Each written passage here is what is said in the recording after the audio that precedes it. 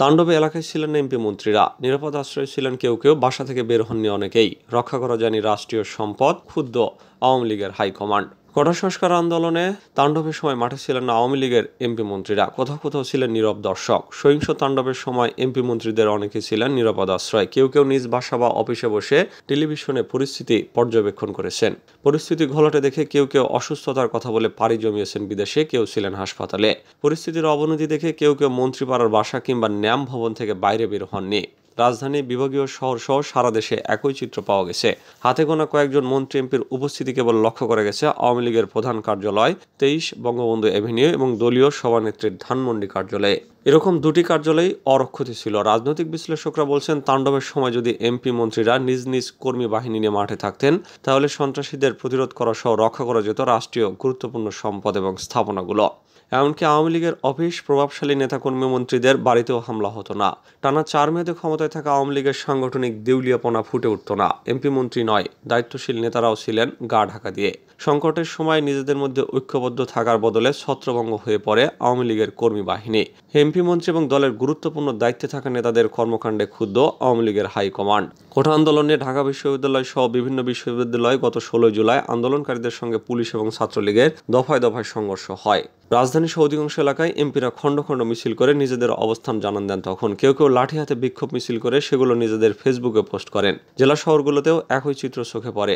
16 জুলাই থেকে পরিস্থিতি খারাপ হয়। ওই দিন অনেকেই মারা যান। এরপর থেকে এমপি মন্ত্রীরা লাপাত্তা হয়ে যান। তাদের অনেকেই ফোন বন্ধ করে রাখেন। বিশেষ করে ঢাকা, নারায়ণগঞ্জ, গাজীপুর, রংপুর, চট্টগ্রাম, ময়মনসিংহ, নরসিংদী, মাদারীপুরে এমপি মন্ত্রীদের দেখা যায়নি। এইসব জায়গায় তাণ্ডব চালায় বিএনপি জামাতের কর্মীরা। এতে আওয়ামী লীগের সাংগঠনিক দুর্বলতা চরমভাবে ফুটে ওঠে। রংপুরে ক্ষয়ক্ষতির এলাকা পরিদর্শনে গিয়ে খোদ স্বরাষ্ট্রমন্ত্রী আসাদুজ্জামান খানও দলীয় নেতাকর্মীদের দুর্বলতাকে দোষছেন। গত বৃহস্পতিবার রংপুর জেলা শিল্পকলা একাডেমি মিলনায়তনে জনপ্রতিনিধি, প্রশাসন এবং আওয়ামী লীগের নেতাকর্মীদের সঙ্গে মত বিনিময়ে তিনি বলেন, আপনারা ফেল করায় তারা এসব করতে সাহস পেয়েছে এবং করেছে। ঘুরে দাঁড়ালে এসব করতে পারতো না। আপনারা বসেছিলেন কেন? আপনাদের নেতারা বসেছিল কেন? পকেটে হাত দিয়ে যদি ঘরে থাকেন, তাহলে তারা ঘরে ঘরে ঢুকে মেরে ফেলবে।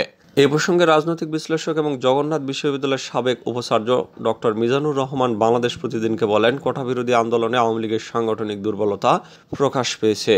অন্যদিকে বিগত সংসদ নির্বাচনের সময় স্বতন্ত্র প্রার্থীদের উন্মুক্ত করে দেওয়ার ফলেও অনেক জায়গায় সাংগঠনিক অবস্থা দুর্বল।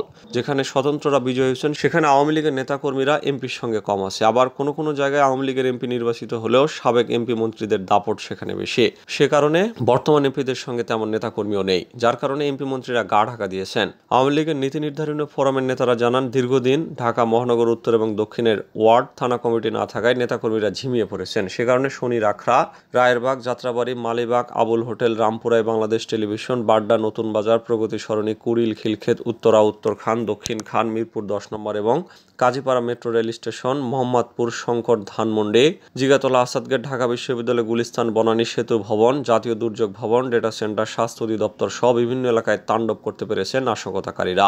রাজনৈতিক বিশ্লেষকদের মতে 2014 সালে নির্বাচনের পর থেকে আওয়ামী লীগের এমপি মন্ত্রীদের সঙ্গে কর্মীদের দূরত্ব বাড়তে থাকে। কেউ কেউ এলাকায় গড়ে তুলেছেন এমপি লীগ, আত্মীয় লীগ। পরীক্ষিত এবং দুর্দিনের নেতাকর্মীদের সরিয়ে হাইব্রিডদের নিয়ে করেছেন কমিটি।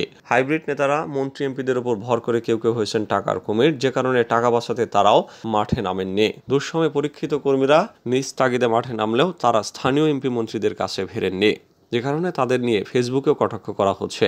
সারা বছর আওয়ামী লীগের নেতা এমপিরা গলাবাজি করে বলেছেন মাঠে আসুন, খেলা হবে, কিন্তু আসল খেলার সময় তারা সবাই লাপাত্তা।